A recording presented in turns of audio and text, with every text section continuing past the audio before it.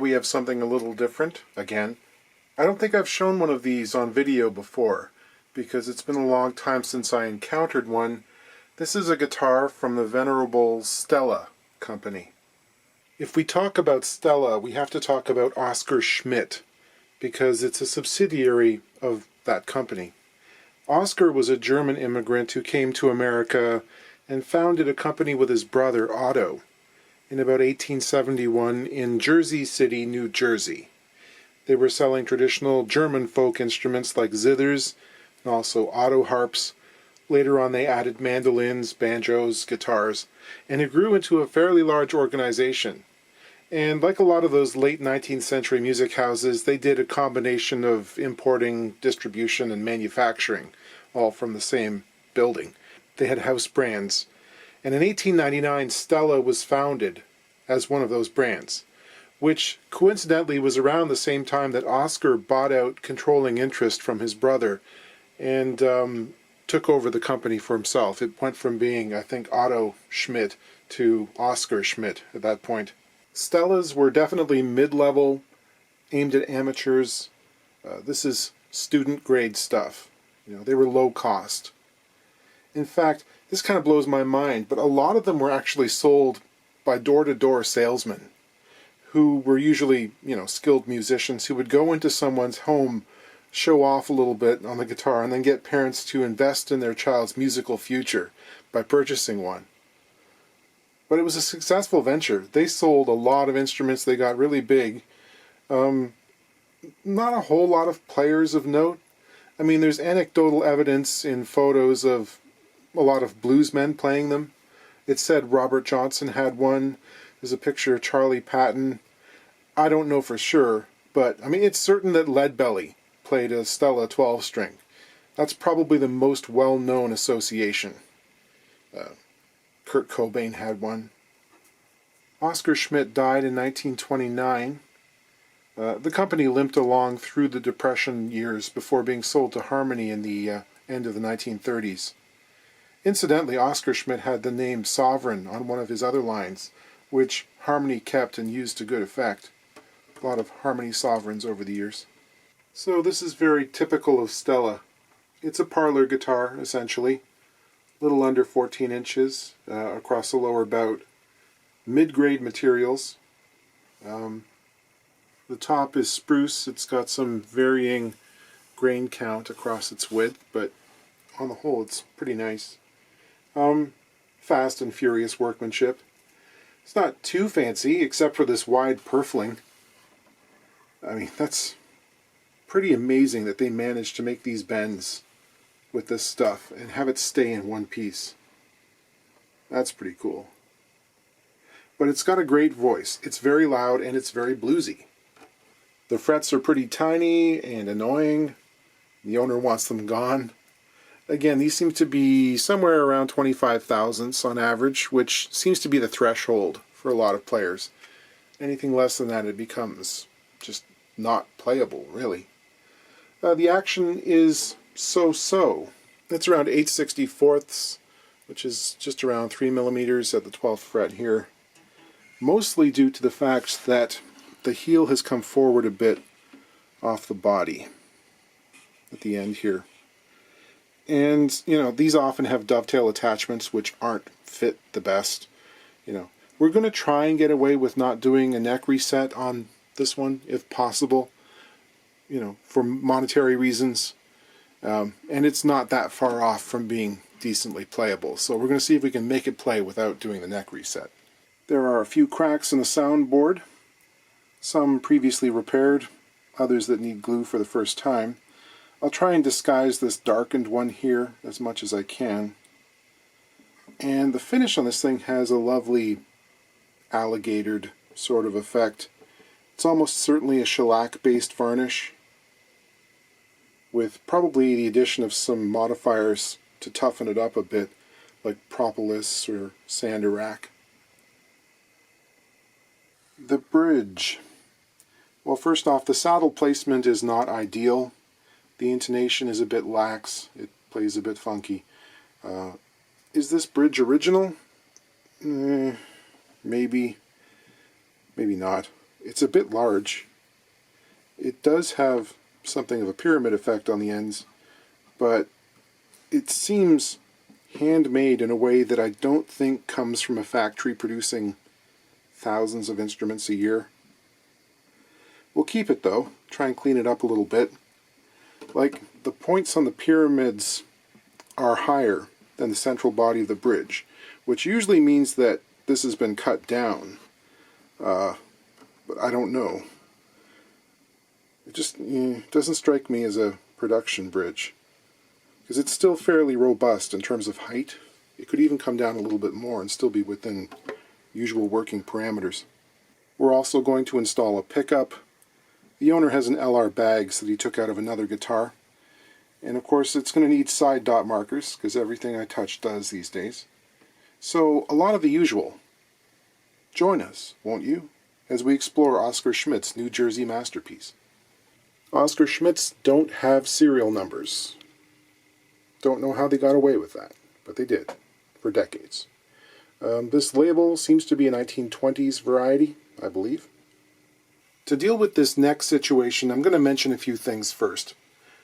This guitar should not be strung with heavy gauge steel strings. This is a silken steel instrument at best. Number two, there are people who will turn their nose up at what I'm about to do to this thing, as it's not proper repair work.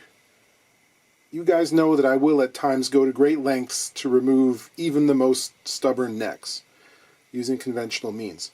In this case, there isn't money for a neck reset, but we want to make it playable, and there is a way that doesn't preclude a future reset, doesn't destroy the integrity of the dovetail, shouldn't cause any lasting damage. We can get away with this only because the end of the heel is loose, and the action is not astronomically bad. All I have to do is push this heel back against the body, and the action becomes much better. Now, I've noticed on several occasions, both on harmony guitars and some Gibsons from the 1960s, that the dovetail can be really poorly fitted, super sloppy, and yet the neck doesn't fall off, especially in Gibsons, which have a very short dovetail relative to the overall length of the heel. And I've recognized that gluing the end of the heel to the body, more specifically the binding on a Gibson, is a major part of its strength, if we want to use that word. Gluing end grain to end grain, like this, is supposed to be fruitless. This is common woodworking knowledge. However, in practice, it doesn't seem to bear out. Fellow YouTuber Matthias Wandel did a whole bunch of testing on this theory using various species and grain orientations, end grain to side grain, end grain, or side grain to side grain, face grain to side grain, everything. And the conclusions were very surprising. And it reinforced something that happened to me when I taught a seminar on adhesives for Lee Valley back in the day. I glued up a whole bunch of samples, including a piece that represented the end grain to end grain glue up, using like 1" by 3" boards, about maybe 6 inches long, maple, like this. My intent was to show that that's not a great idea. So in the course I tried to break it by hand, which didn't happen. I tried to use my knee like it was firewood. Still didn't happen. And I clamped it to the end of the bench and eventually found all like 310 pounds of myself balanced on the free end, flailing around in the air trying to make it fail, which it didn't. That was comical. And I immediately had to turn it around into a demonstration of how effective our PVA woodworking glue was, even for end grain to end grain, which is a no-no. So I'm going to put a little bit of yellow glue in the area of the end of the heel, for a distance of about 10 millimeters or 3/8 of an inch. And I'm using a band clamp, obviously, to bring it tight. Interestingly, there was a guitar making manual published in the 70s by a guy called David Russell Young, which was one of the first of its kind, really, a steel string manual. And he advocated making dreadnoughts with a straight butt joint for the amateur builder. No tenon, no fasteners, just glue. Maybe it was epoxy. Anyway, there are examples of his guitars still around for sale, and the necks are still in place. So it works. If you have to reset them, it's no big deal. You just saw them right off. In this case, I don't want to glue the entire length of the joint, just the end. So if this does have to come up again, you know, I can get a thin knife in there and get through the glue. But this should be enough, especially with lighter gauge strings, to hold things in place. I cleaned out the joint with some sandpaper before I put in the glue. I'm going to apply pressure with the band clamp. And there we go. Seeing some good squeeze out. And that's pulled up nice and snug with the body.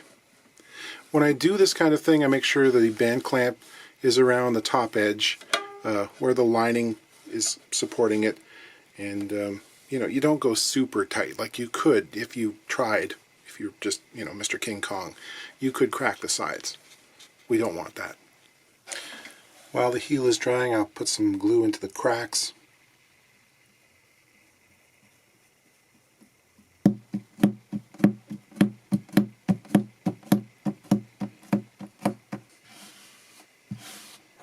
Need some long clamps to do this kind of work.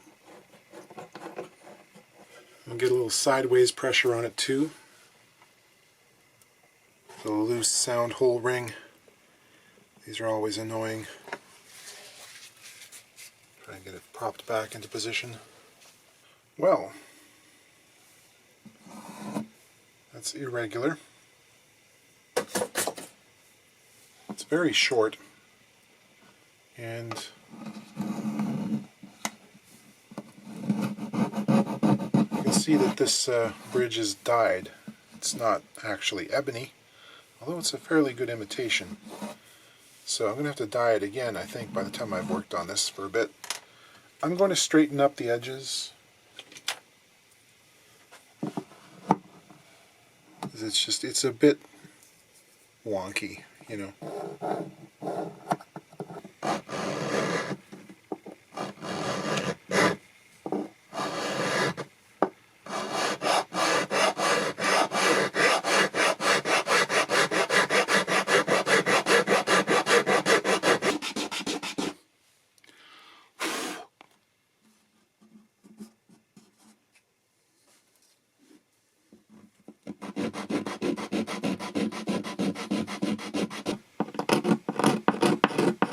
Pyramid bridges are just tricky, you know.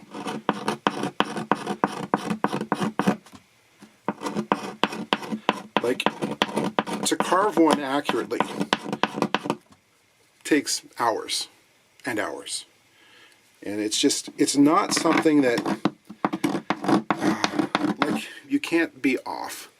If it doesn't look like something that's made by a machine, it doesn't look right. And it's just, you know, one of those things. You just got to be so fastidious. You can't really sand these things to shape. They have to be cut, scraped, or filed. Because the flat surfaces have to be flat, and the curved surfaces have to be regular. So, unless you're a really good carver, it just always ends up looking a little funny.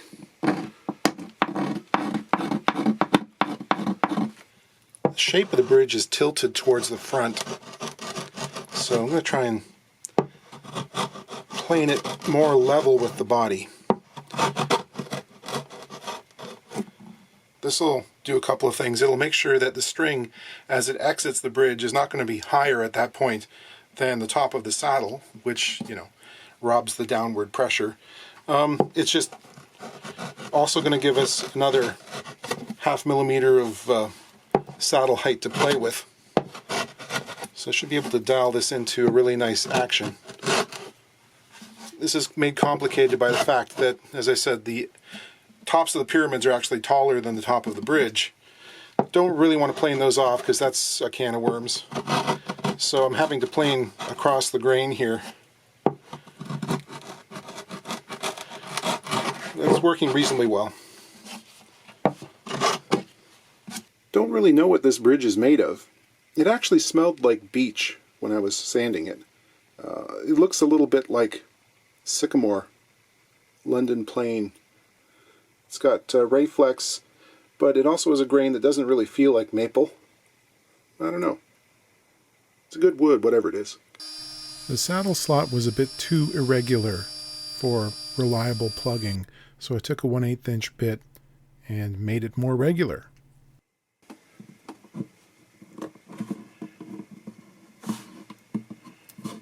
This fingerboard is remarkably straight under string tension.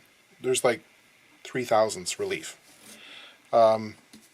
which is great. For something with a poplar neck and a dyed maple fingerboard that's 100 years old, yeah, it's doing pretty well for itself.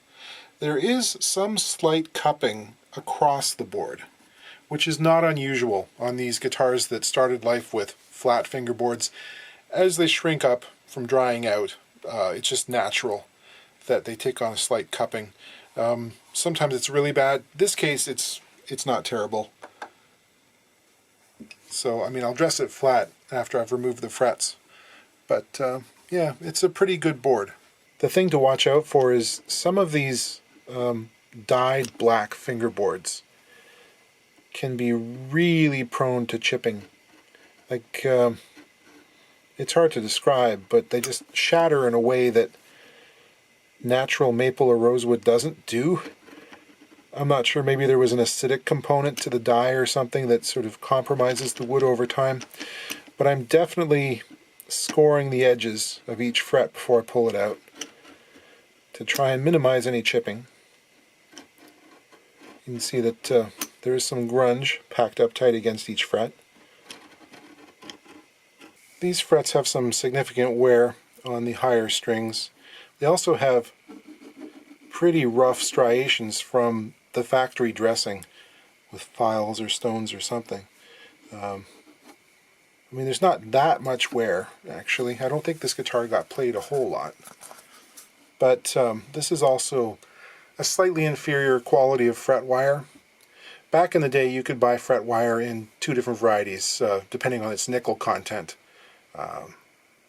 Fret wire is actually, the main component of it is copper, but they add either 12 or 18% nickel to toughen it up and give it the silver color. And I believe this is probably a 12%. I'm not sure anyone even sells that anymore. The stuff that we buy from all the usual suppliers is 18% nickel silver, they call it. There's no silver in it. It's an alloy of copper and nickel. Also, to prevent chipping, I'll paint on a little bit of water in the area of the fret. Not enough to super saturate the board or anything. It's going to soften those fibers a little. And when they get hit with steam, it'll be, a little bit less likely to chip. This is my old 25-watt soldering iron, which I've had for going on 30 years.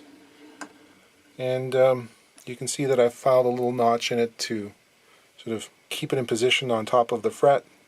Still have to be careful because frets this low, the notch is actually deeper than the fret is tall, so I have to kind of lay it on top and not let it touch the actual fingerboard. And I'll get in there with the fret lifters. Once again, these are so low it's hard to get the jaws underneath them. It's not a whole lot to grip. Just go along and squeeze the entire fret. And come back and give it a little bit of a wiggle.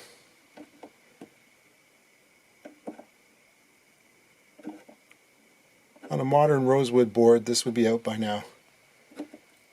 It's going to take me about 3 or 4 times as long to get these out. Okay, most of that is just grunge, but it came out cleanly. And you can see that I think there was something in the fret slot along with the fret wire. There may be some glue. There's a lot of verdigris down here from the copper. I'm going to pop out the nut. This I don't think was the original nut. Seems to be a later creation. To darken the bridge, I'll use some Black India ink, which is the substance that seems to look the closest to ebony when used on maple, at least to me. So I'm setting up to cut the new saddle slot, which is a bit tricky because the fret slots seem to deviate from expected measurements, and they slant slightly in their relationship to the center line of the fingerboard. So the high E string is 315.5 millimeters to the center of the slot at the 12th fret. Over here it's closer to 316 millimeters on the bass side. These things happen. It'll add to the charming old-timey sound. You know, it'll be like the guys on a 78 RPM record, which is probably what you want if you're playing a guitar like this. And once again, the front edge of the bridge is only approximately perpendicular to the center line of the top, so everything is just slightly askew. I'm cutting the saddle slot with a 3/32 bit. Don't use Sharpie for touch-ups, ever. If you look at the reflection of a Sharpie marker, the highlights are always kind of pink in appearance. I use Winsor & Newton. It's a pro marker. This is XB Black, which has it's more of a brownish black and looks more like ebony to me, and it doesn't have that annoying pink thing. A little touch of Danish oil to seal the surface and bring up a bit of shine.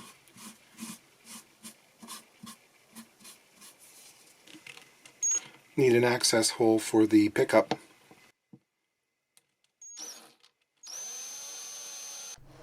Here I'm lightly truing up the top surface of the fingerboard using some sandpaper, 220 grit paper. Of course I now have to re-dye the board.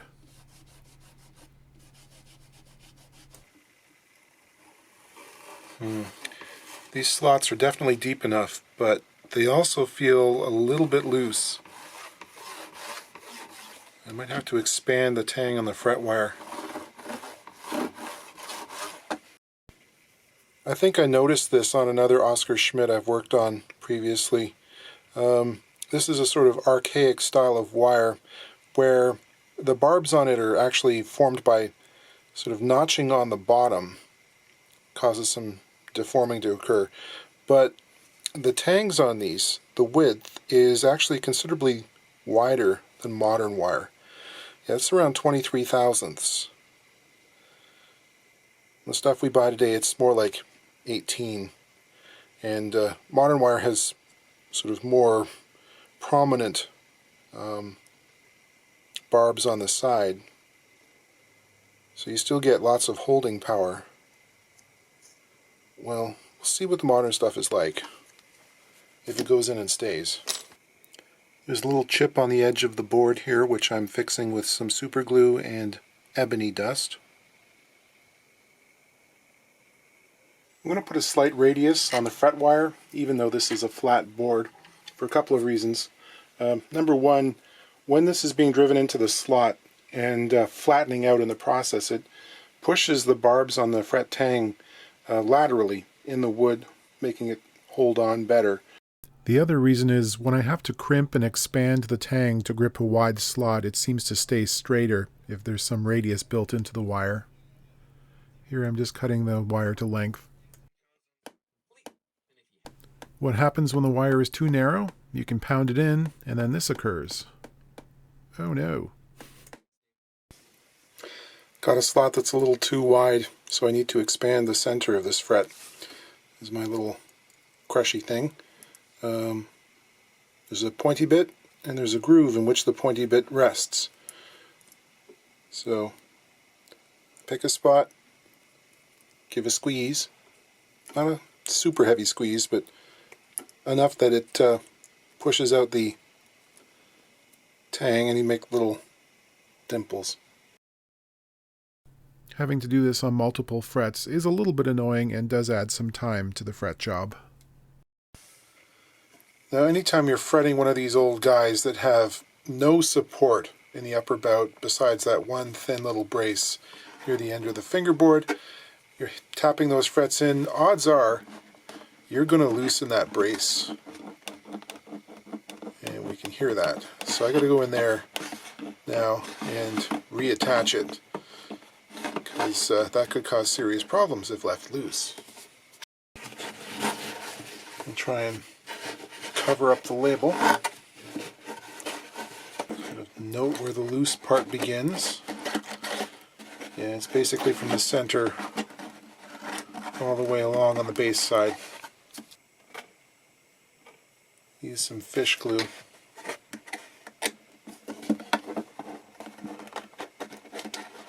Mostly because it has a fairly long open time. It'll take me a while to get this clamped up. I'll nip off the fret ends.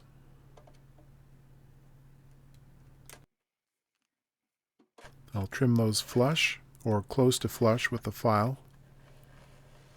Also start to initiate the angle inwards towards the center of the fretboard. Here I'm leveling the tops of the frets with a leveling beam. There's some slight undulations here and there because of the softness of the board. Some of the frets went down deeper than others. See how uneven it is.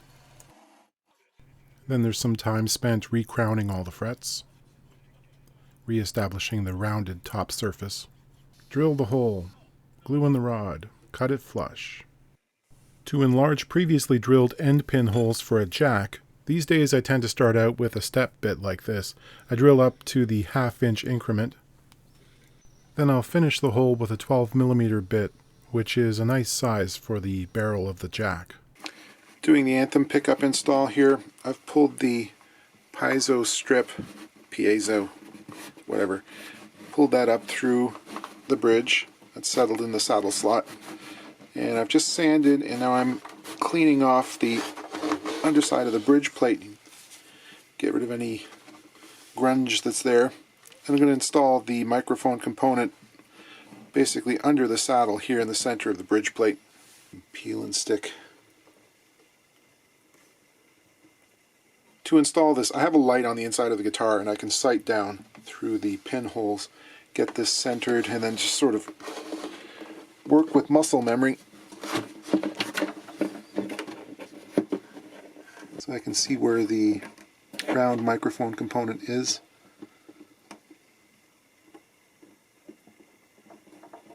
And move up about 3/16 of an inch. You can touch it just lightly, ever so lightly, because that's a pretty powerful adhesive. Then go and have a look and make sure that it's reasonably well centered. I can see that the treble side has to come slightly towards the sound hole. Move that over about 1mm, and then press firmly for about a minute or so. Really firmly. Ordinarily, when you buy one of these things, there are 3 or 4 of these little cable clips that are a piece of aluminum with double stick tape, and they've got foam on them. And of course, there are none in the box in this case. And I'm actually down to my last one. I've got some on order, funnily enough. I'm not going to wait for them. I've made my own out of some brass shim stock, which will be as strong or stronger than that. I'm sanding down the nut shim a little bit. I can gauge how close I'm coming with the half pencil trick. And that looks pretty good. There'll probably be a little bit of filing to do after it's glued on, but nothing extensive. Got to put a battery in this thing to make it work. Then I have to find a way to affix the wires to the side of the guitar in such a way that they won't rattle and that they'll stay in place. And this guy, of course, has peel and stick adhesive. I'm going to get that stuck onto the front of the neck block up somewhere like this. And this guy also has peel and stick. So this is obviously not a used pickup. This is new.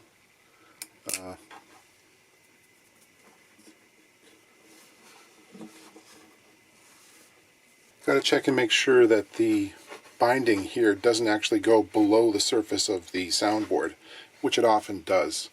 There can be a bit of a lip down there, which would hold this away, in which case I'd have to sand or scrape it level. In this case we got lucky. I'm going to put some strings on. These are silk and steel. Actually, it's a bronze alloy this time. It's an 80-20 bronze over silk. These are from earthwood strings. I think I like the sound better than the standard silver overwrap you get with silk and steel. Stringing these skinny little slots, the main thing is you don't need 20 million wraps around the post. You know, it just makes changing strings super arduous and annoying next time. Take forever. Lord help you if you break one in performance. Just at that point you pick up your spare guitar because you're not going to be changing one of these on stage. So to do this, I go up one tuner post, take some pliers, and I put a right angle bend, hard right angle, into it. And then I clip off, leaving about 3/8 of an inch, 1 centimeter, maybe a little more. And that right angle bend, which in this case isn't quite right angle, goes a long way to keeping the string on the post. The outside ease I wrap towards the inside of the headstock. The other strings I wrap towards the outside.